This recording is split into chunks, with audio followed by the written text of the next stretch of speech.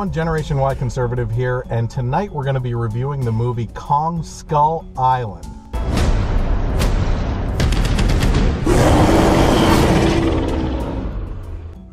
Alright, so this movie actually takes place back after the Vietnam War, and that's kind of important to this movie because the reason why this island wasn't found up until this point, had they set it in a modern day setting, is because they had just gotten to the technology after the Vietnam War of launching satellites into space and actually being able to survey the Earth and find places that they weren't finding before. So this actually set up a great opportunity for them to actually use that as a tool of storytelling to search for places on Earth that they had never found before and find basically mythological creatures and beasts that they haven't come across before.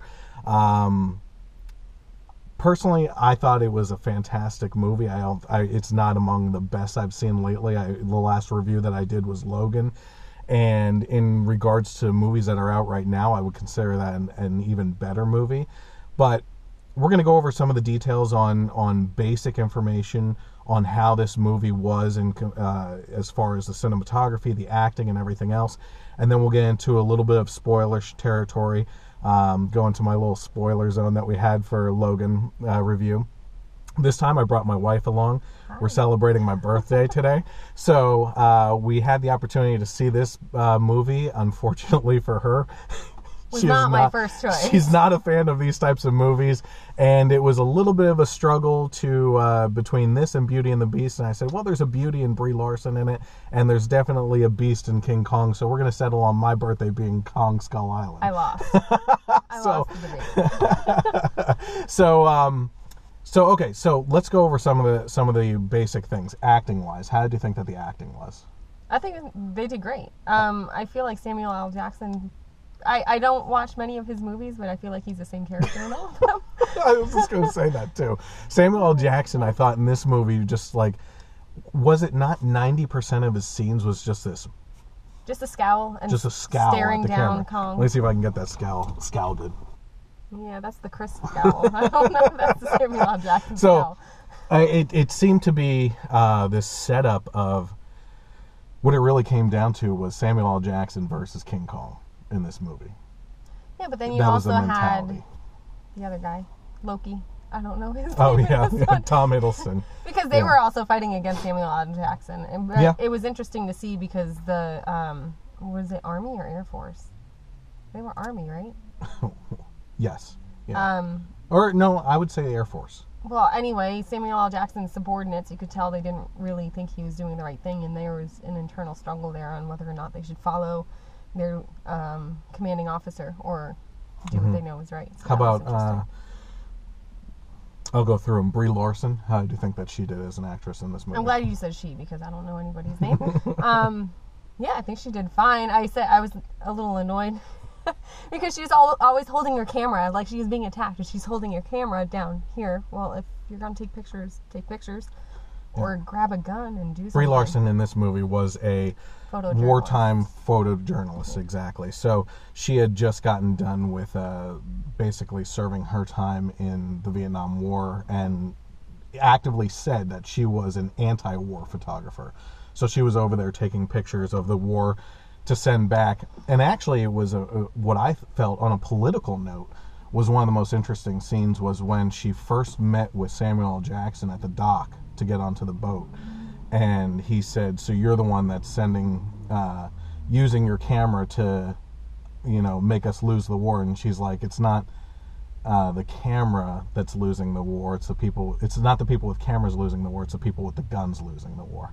And it was an interesting thing because the Vietnam War, of all the wars I've looked into and researched, is one of those wars where I don't understand any reason why we got into it or why we got out so early or anything about it. So, for him as an Army person, his comment made sense, but also her comment made sense too. It was an interesting dynamic between those two. Yes, it was. Tom Hiddleston, Loki.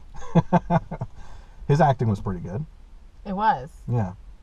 And when I don't know, I only know him as Loki. He's actually really attractive in this movie. Dear. You know who else was really attractive in this movie? Kong. I mean, he was just ripped. It's true. He had some pecs. Yeah. There were some other notable actors in this movie that I've seen in other movies. Some of the the black scientist that was with John Goodman. John Goodman, by the way, in the film. We'll talk about him shortly. But he has been in other things as well. This other scientist, and I don't know what he's been in. And a couple of the soldiers are famous too. John Goodman. Do you like John Goodman in anything or no? The Flintstones. What a horrible movie to bring up in a movie review.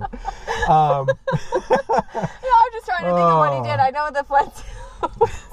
Okay, And John he's on Goodman. Roseanne, right? He was, yeah, he was on Roseanne. John Goodman, I thought, did a good job in this movie. I wouldn't say he was a The Big remarkable Lebowski? actor. Yeah, he was in the Big Yeah, Lebowski. I know a little bit. Yeah, he did a good job. I think that he didn't do a phenomenal job. I think he did his part for the movie. Yeah. He was good in his character. Yeah. Side note here, if you're looking for a good John Goodman movie that is excellent, Not the Flintstones. check out not the Flintstones. Check out 10 Cloverfield Lane, because it's a indirect sequel to the Cloverfield monster movie, which happens to be what we're talking about right now, the monster movie genre. Fantastic movie, and it's a secluded bunker type movie that just John Goodman's acting will blow you away. So we had John Goodman. Now, I said, as soon as this movie ended, I said this movie would not have been as good as it was without John C. Reilly in it. My wife hates John C. Reilly. I don't know who that is.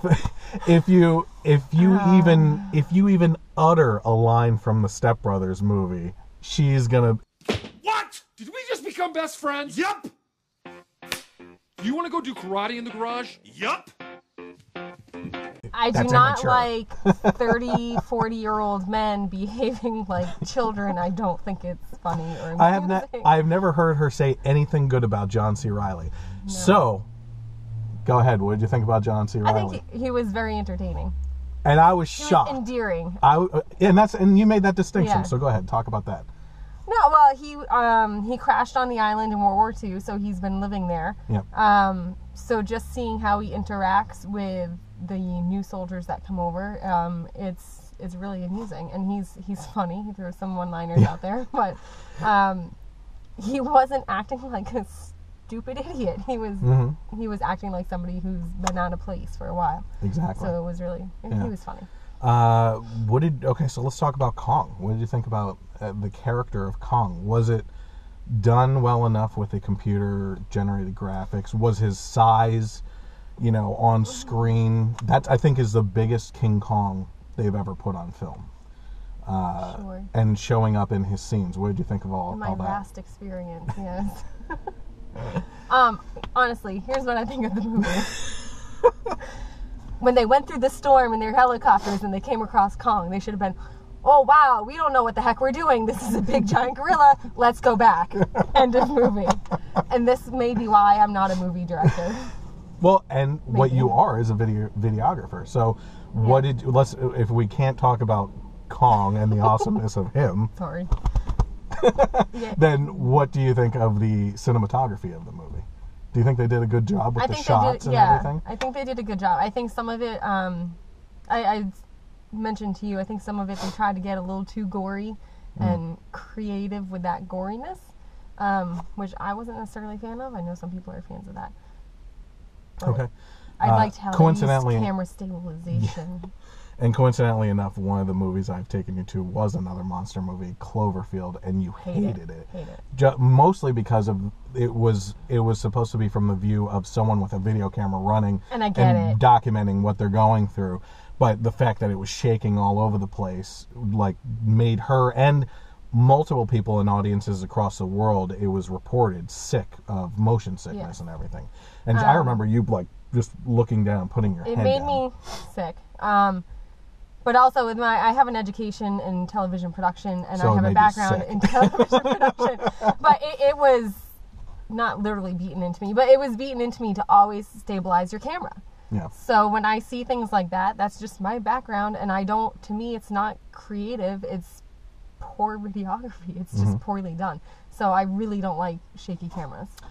So this one is very good. Yeah. Before we get into the scores that we would give it, and I have to score it? Yeah, and heading into out of 10. So think about that while I say this. Before we get into that, and also the spoiler zone of some more details, I will say this about the movie without spoiling it. The majority of the creatures that show up in this movie, mythical creatures, are spoiled by the trailer. Unfortunately, there are some flying creatures that show up in the movie that aren't shown in the trailer. So I will say that. So there's at least those, but most of the other ones were revealed in the trailer, and we'll talk about that. See, I never saw a trailer, and I was kind of caught off guard when there were more. She thought it was Godzilla that we were going to see. I did. So for the first couple of minutes, I'm like, why are they showing a gorilla? It's supposed to be a giant lizard. And then, oh yeah, so you can tell this is not my genre. And she married me. He's the movie guy. She married me. I'm not the movie guy. Okay, go ahead. So, on a scale of 1 to 10, what do you rank this movie at? I'm really not a fan of these movies, but because it was actually funny, some of it, I would give it a 5. A 5? Okay, I'm not too far off. I would actually in the realm of movies, I would give this a 7 out of 10. In the realm of King Kong movies, I would give it an 8.5 out of 10. Now, one thing I've been going over, well, at least with the last one being my first review, is, as I said before, I believe that with my channel and what it is, the conservative politics and everything, I believe that there's going to be Christian people that tune in for this type of stuff. So I want to do a Christian review of this movie as well. That being said, there's a couple things to point out. There is some cursing. The F word is used once. The S word is used maybe a handful of times. There is gore. There is no nudity.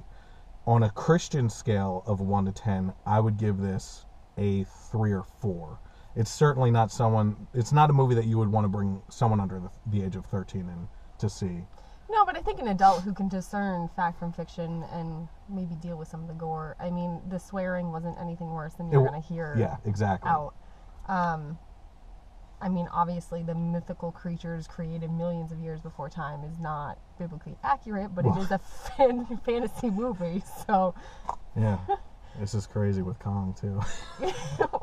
that has something to do with it. Interesting. So. I gave my score, you gave your score. So let's go into the spoiler zone. Spoilers.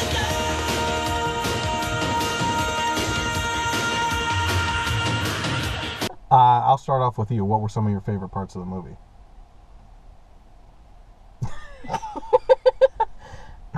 Just the thrown in humor. That's okay. John C. Reilly. Yeah, but the soldiers had funny lines, things like that. Any action sequences that you liked, as far as like, even though it's not your thing, did you think any of the action was neat? No, because it's all done. They should have turned around when they saw him and left. I will say that here's why I think of the movie. I'm just kind of gonna bang it out and everything. I thought that the intro of the movie was really well done. They cut to different parts of the world where the team is assembling, and before they all meet up and join as one, and they didn't drag out the details. I didn't think they went really quickly, set it up, and what she was talking about with going through the storm with the helicopters and getting into the island.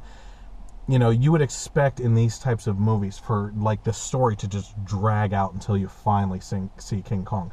They flew into the island and Kong appeared. Yeah. He's on screen as soon as they get on the island because they're dropping these detonation bombs that sensed they were seismic bombs, right? Yeah. To sense what the earth was like underneath the ground and how hollow it was and everything. As soon as that happened, he showed up. He started just destroying, and the funny thing is, she tapped me and she's like, why are they flying so close to him? He's within arm's reach. So they're shooting him, yet they're flying the helicopters within his arm reach. So he's just like grabbing helicopters and swapping them, smashing them, jumping and crashing them. I mean, like, he just destroyed these helicopters. So you're shooting at him. It's clearly not doing anything. You can't kill this thing. Just leave. Yeah. Well. It'd be one thing if they were shooting at him and he was showing that he was injured, but at the time he wasn't, and he was just. They did make it a point though to show that the soldiers were hovering low to go in on rescue to get the people that were thrown down. So there was a reason. But again, when you watch, but when you watch a few of your helicopters be swatted down and stepped on, and you leave. Yeah. As far as getting into it a little bit further, I'm a huge fan of John C. Reilly. I love Step Brothers. And I love all that kind of humor. I'm a big Vince Vaughn fan, Will Ferrell, even with his liberal politics and everything. I'm a movie buff with these people, and Old School and all Wedding Crashers. Those are my types of movies and everything, besides the nerdy stuff with the superhero movies and action movies like this. That being said, John C. Reilly was just on top of his game with this movie. She was right. He was endearing. They quickly, without going into a backstory on him and showing like flashbacks or anything, besides the initial one. That was the opening scene of when he went down as a fighter pilot during World War II.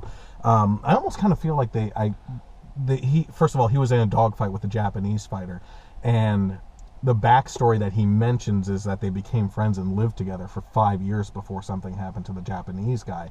I almost kind of wish like I had seen that friendship, because the last thing we saw of them was with knives at each other's throats, fighting.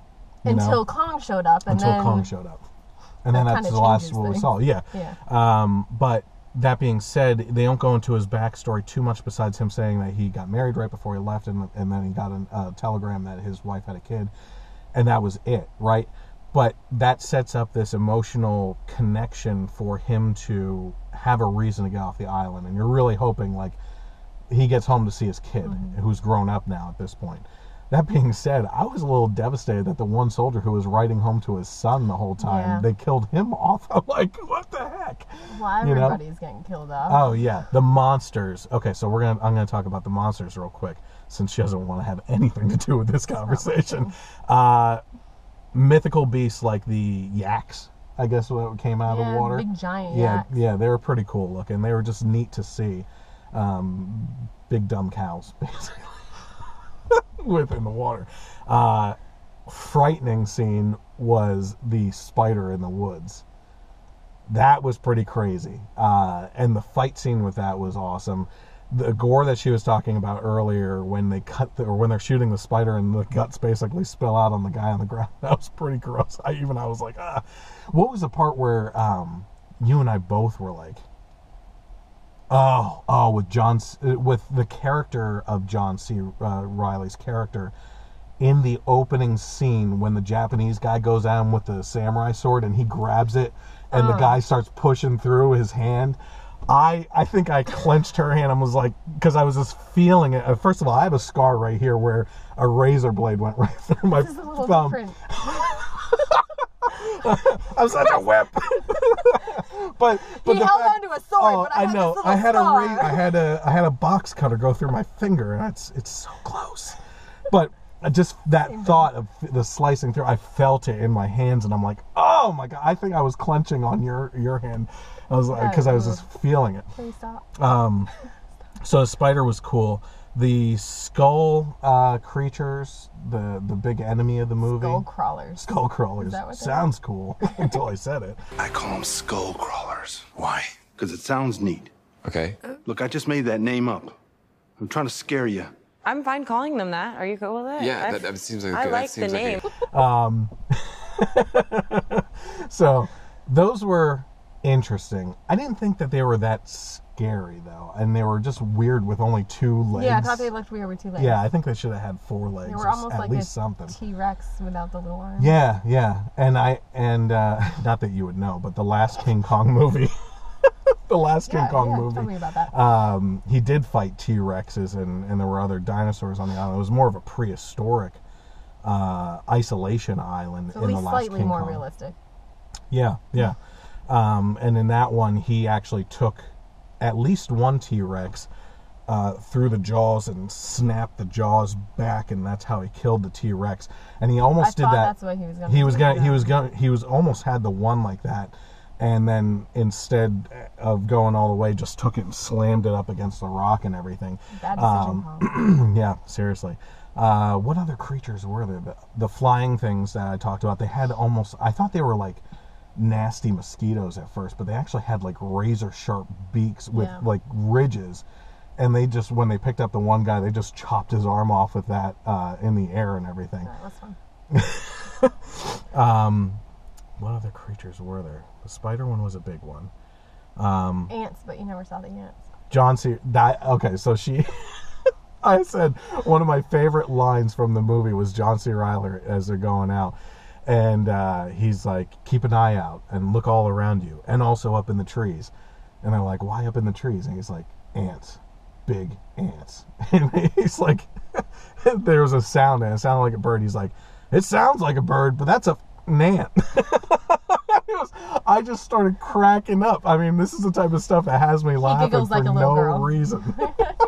So it was great. So listen, I think the movie's a lot of fun. If you're a fan of monster movies, you have to see this. And the reason for that is that Universal is actually setting up a franchise with this. They did it with the last Godzilla movie. They mentioned Godzilla in the end credit scenes of this one. They show Mothra and a few of the other monsters that are classic to the Godzilla series. The three-headed one. The only big one that I know is Mothra as far as like the old Japanese films and everything. But the next movie that comes out is going to be a Godzilla movie, I believe. And then in 2020, it will actually be a Kong versus Godzilla movie. She is so excited for that.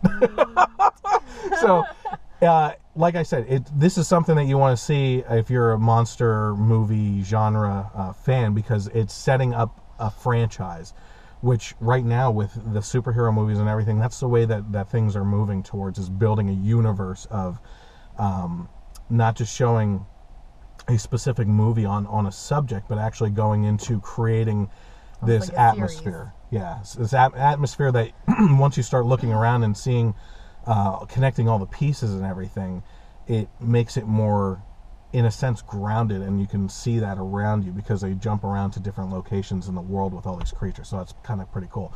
So I want to thank everyone for tuning in. I want to thank my wife who loved this movie. She loves these types of movies. Here's my big reviews. If you're dragged along to these things and it's not your cup of tea, it's not too bad to sit through. So just fast forward to that part of the review for your wife who you're trying to drag to the movie, and you'll actually have a good time with it. So thank you again for everyone tuning in for this movie review. Have a great night, and God bless America.